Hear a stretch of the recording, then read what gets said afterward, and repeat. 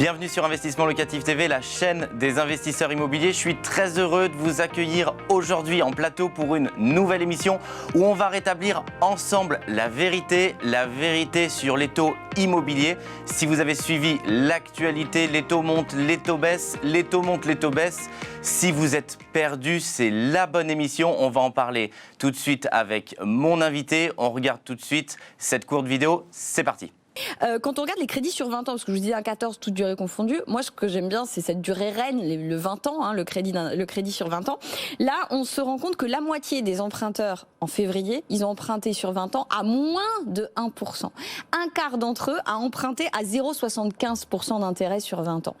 On se rend bien compte quand même que les conditions d'emprunt, en tout cas côté taux d'intérêt, elles sont très favorables.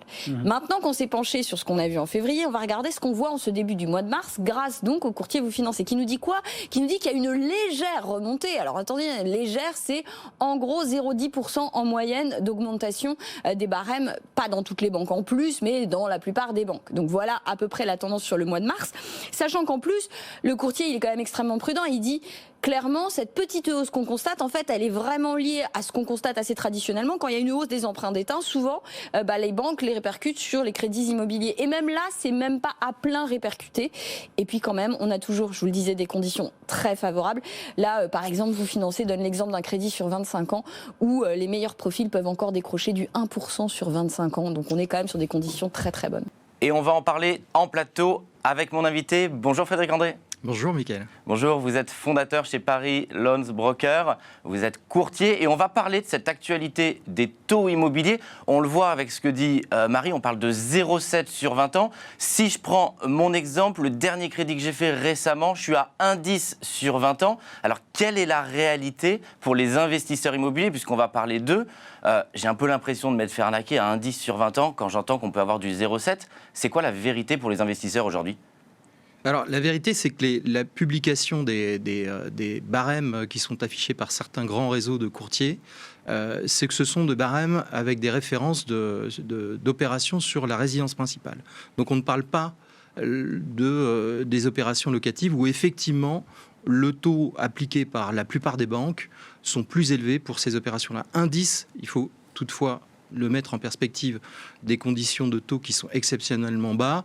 Alors certes, il y a des différences que tu viens d'évoquer, mais pour une opération locative, 1,10 c'est tout à fait honorable, c'est même un très bon taux. La moyenne se situe plutôt autour de 1,20 sur des opérations locatives sur 20 ans. Et puis, effectivement, il peut y avoir toujours des exceptions. Elles s'accompagnent souvent de contreparties où en fait le coût peut être tout à fait déplacé. On ne parlera pas d'un coût sur le taux, puisque pour le coup, on sera sur un niveau très bas, inférieur à 1, mais peut-être que des conditions d'assurance emprunteur seront pas forcément les meilleures, peut-être que les contreparties de domiciliation d'épargne seront importantes. Voilà, il faut regarder tous les éléments pour apprécier. Mais derrière, ça veut dire quoi? Parce que effectivement, tu finances une partie importante de nos clients. On va en parler. Tu as aussi une spécialité sur les non-résidents. Mais ça veut dire quoi? Est-ce que ça veut dire que l'investisseur immobilier, il est quand même un petit peu pénalisé par rapport à celui qui achète sa résidence principale? Et si oui, pourquoi? Alors, pénalisé. Dans l'univers que l'on connaît aujourd'hui, c'est vrai qu'on a une forme de restriction à la distribution. Il est vrai que lorsque vous faites une opération locative, vous avez affaire à un dialogue d'équilibre dans la relation bancaire et il faut que la banque puisse avoir une forme de rémunération. Lorsque vous êtes à des taux inférieurs à 1%, on ne peut pas dire que la banque fasse, je dirais, une marge significative. Donc, elle a une démarche de co-construction de la relation avec un partage de valeur. Donc, il faut l'accepter. Parfois, il peut y avoir toutefois j'ai d'ailleurs financé une opération pour des non-résidents inférieurs à 1% sur 20 ans. Ouais, ce qui est exceptionnel. Ce qui est exceptionnel, si vous vous rendez compte, mais ce qui est très très rare. Donc on ne va pas le prendre pour exemple, puisque là du coup c'est vraiment un contexte particulier. Bien sûr, ouais. Il y a des ouvertures qui peuvent se faire. Encore une fois, il y a des contreparties à ça. La plupart des investisseurs vont se retrouver quand même sur 20 ans au-dessus de 1%. Au-dessus de 1%. Si vous êtes en relation avec une banque où vous avez domicilié tous vos revenus, vous avez domicilié toute votre épargne, il va y avoir un dialogue très compétitif là-dessus.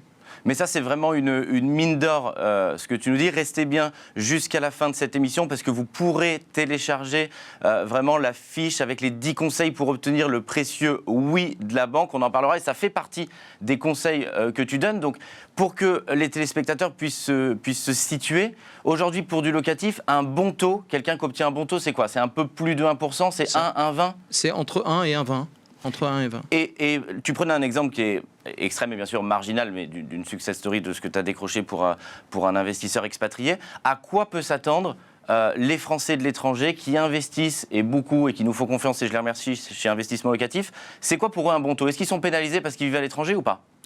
Ils ont une forme de pénalisation. J'aime pas parler de pénalisation, c'est encore une fois un schéma gagnant-gagnant, parce que trouver des banques qui s'occupent des investisseurs locatifs sur une clientèle soit d'expatriés, soit de non-résidents, le nombre de banques qui interviennent ne sont pas si nombreuses. Donc que je comprends, ce que tu veux dire, c'est la contrepartie. C'est la contrepartie, c'est un niveau de risque qu'elles apprécient, ces banques-là, avec un autre schéma de valeur.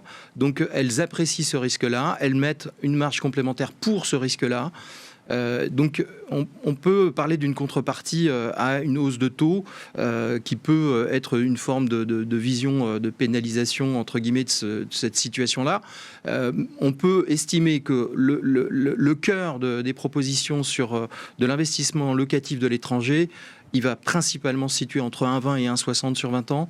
On a des extrêmes où on peut aller en dessous de 1%, comme je l'ai dit tout à l'heure, et on a aussi des extrêmes qui peuvent aller jusqu'à 2,30% sur 20, voire 25 ans parfois, dans des cas très particuliers. Et sinon, la contrepartie, c'est qu'il va y avoir plus de contreparties, mais finalement, ils vont avoir un taux équivalent à un résident fiscal français, mais la banque va leur demander un petit peu plus de contrepartie, que ce soit de l'apport, que ce soit peut-être du nantissement. C'est ça, c'est que soit finalement le taux va être un peu plus élevé en fonction de la notion de risque, ou alors ils vont devoir apporter des contreparties un petit peu plus importantes.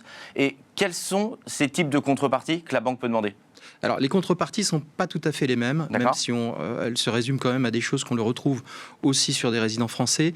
Mais étant donné qu'un expatrié ou un non-résident ne peut pas domicilier ses revenus professionnels, on va avoir des contreparties alors classiques qui sont le revenu de l'opération, évidemment, mais ça tombe sous le sens. Et par ailleurs, les contreparties vont se construire sur une relation, effectivement, d'un deuxième pilier en dehors du prêt, qui est le pilier de l'épargne domiciliée, affectée, non affectée. Et là, ça peut créer des différences, effectivement, sur le taux, puisque certaines banques vont demander un niveau d'épargne minimum qui va se situer à partir de 50 000, à partir de 100 000, à partir de 200 ou 250 000 euros. Chaque banque a son créneau d'approche sur le non-résident et positionne des entrées en la matière qui sont sur ces valeurs que j'indiquais en termes d'épargne. Et j'aimerais aussi que tu puisses casser cette croyance. On parle trop souvent que du taux. Et les investisseurs sont quelquefois un petit peu trop focalisés là-dessus, alors qu'il y a aussi, et c'est ça aussi ta valeur ajoutée, plein d'autres choses et d'autres aspects, d'autres indicateurs à l'intérieur d'un crédit immobilier à négocier pour aussi soit optimiser le coût ou bien évidemment que ce soit encore une fois une relation gagnant-gagnant. Est-ce que tu peux nous dire les autres axes que tu négocies pour les clients au-delà du taux? Alors j'en mettrai au moins 3. S'attarder au contrat, le fonctionnement du contrat. Est-ce que je vais pouvoir avoir, pendant ma période de travaux, un différé partiel, total? Pendant combien de temps je peux bénéficier de ce différé? Est-ce que je peux avoir une forme de souplesse qui me permette d'accumuler un peu de trésorerie sur les premiers mois de location? Mais ça, c'est énorme ce que tu dis. Donc, le différé de remboursement et finalement se mettre en position favorable, en position déstressante pour aborder mon prêt et avoir un premier matelas de sécurité pour faire confortablement mes travaux. C'est quoi un différé honorable aujourd'hui que la banque finalement va accepter sans trop de difficultés? Sans difficulté, 6 mois. Mais ce qui est déjà énorme. Ce qui est déjà énorme. Et puis, on a des cas exceptionnels où on peut aller beaucoup plus loin, avec parfois plusieurs semestres. Mais c'est tout à fait exceptionnel. Donc, il y a des banques qui peuvent le pratiquer de manière à compenser ce besoin de trésorerie ou parce qu'elles ont affaire à une contrepartie d'épargne domiciliée qui lui permet d'être assez souple sur cette partie-là. C'est pas forcément le conseil à avoir, en l'occurrence, de dire on cherche absolument ce différé-là. C'est une vision de l'investisseur, parce que plus vous tardez à rentrer en amortissement, plus vous sortirez tard, évidemment, de cet amortissement. Donc, ce n'est pas forcément le conseil absolu. Il faut juste avoir en tête que, effectivement, le taux ne fait pas tout. Les souplesses de mise en place et les souplesses du contrat sont à regarder avec attention. Évidemment, en deuxième point, je mettrai l'indemnité de remboursement par anticipation, partielle, totale. Ça, c'est très important. Ouais. Si tu peux nous détailler ce point-là sur les indemnités de remboursement anticipé, parce que c'est un point très important qui n'est pas suffisamment abordé, et je veux bien t'entendre là-dessus sur tes conseils. Oui, alors sur l'indemnité de remboursement par anticipation, c'est une clause légale qui existe dans toutes les offres de prêt, et les banques peuvent appliquer une négociation là-dessus, avec une durée plus ou moins importante de carence dans l'application. Donc vous pourrez, en d'autres termes, avoir des indemnités qui pourraient s'appliquer, qui sont limitées à 6 mois d'intérêt. Donc, quand on est sur des taux comme cela, ça ne représente pas grand-chose, mais ça reste toutefois des impacts en fonction du volume de votre offre de prêt, du volume emprunté. C'est quand même quelque chose qu'il faut avoir en tête. Donc, vous pouvez avoir des banques qui vont appliquer ça avec beaucoup de souplesse dès la mise en place de l'offre. À la limite, si vous revendiez dans les 6 mois, elles vont accepter de faire un remboursement par anticipation sans frais. Donc, ce qui n'est pas le cas dans le contrat initial. Donc, c'est un point à discuter avec votre banque. En troisième point, et peut-être aurais-je pu le mettre dans les premiers, il y a une discussion sur votre assurance, puisque là, il peut y avoir des écarts extrêmement importants. On parle de combien? Quand tu dis extrêmement important, c'est quoi? Ça peut être du simple au quintuple, parfois. Mais c'est énorme. C'est tout à fait énorme. Donc là, il faut avoir une vision de prévoyance qui est importante, puisque c'est une garantie à la fois pour vous, votre famille, votre patrimoine. Donc, il ne faut pas négliger la qualité de l'assurance que vous allez souscrire. Il n'en est pas question. C'est pas la vision du courtier ni du banquier.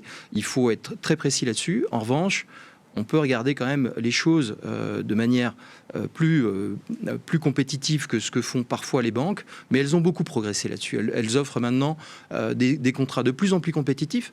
Toutefois, soyez attentifs à ça, regardez, parce que plus vous êtes jeune, plus les tarifs sont attractifs. Et c'est là où on peut avoir des très gros écarts. Ça, c'est vraiment les 3 premiers points. Il y en existe bien entendu plus, mais le but, c'est de vous donner un maximum de valeur en quelques minutes. Je voudrais qu'on parle du profil. Est-ce qu'aujourd'hui, les investisseurs locatifs, ce sont un peu les parents pauvres de la banque? Comment est-ce qu'elle les traite par rapport aux clients en résidence principale? Est-ce qu'il y a des banques qui ont plus ou moins d'appétence pour ces profils? Alors, c'est en perpétuel mouvement.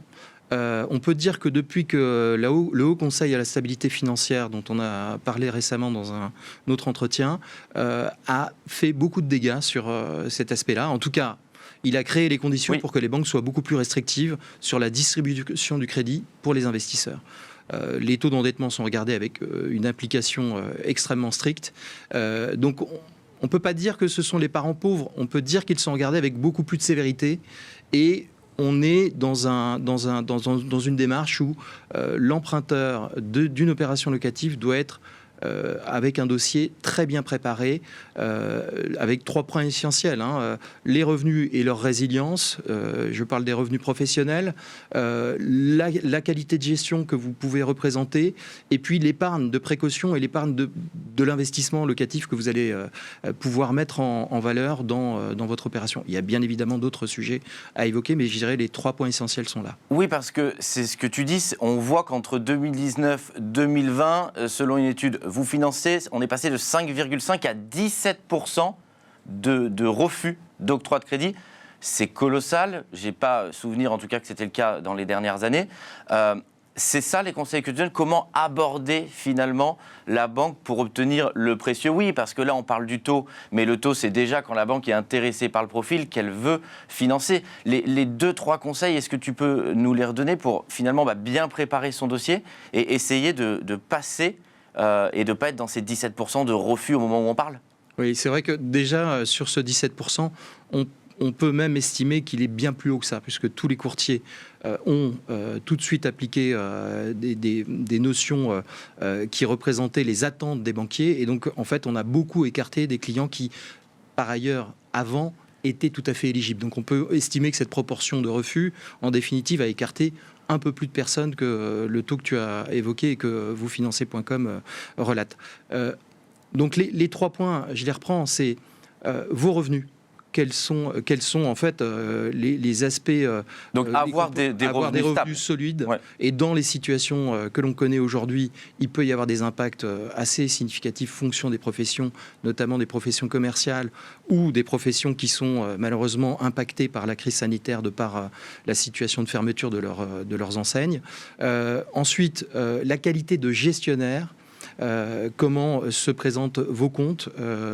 Évidemment, de ces 2 éléments ressortent également le taux d'endettement, qui est le sous-jacent important. Et enfin, le 3e point, c'est l'épargne de précaution, l'épargne que vous êtes prêt à investir, parce que la banque ne regarde plus les opérations en finançant tout. Elle demande un partage du risque, qui reste un partage du risque relativement bon quand on compare des opérations faites par des non-résidents, puisque là, on a un partage de risque qui est beaucoup plus élevé en termes d'apport demandé à l'investisseur. Sur un investisseur résident en France, on reste sur des opérations qui peuvent être financées à 100%, parfois encore à 110%.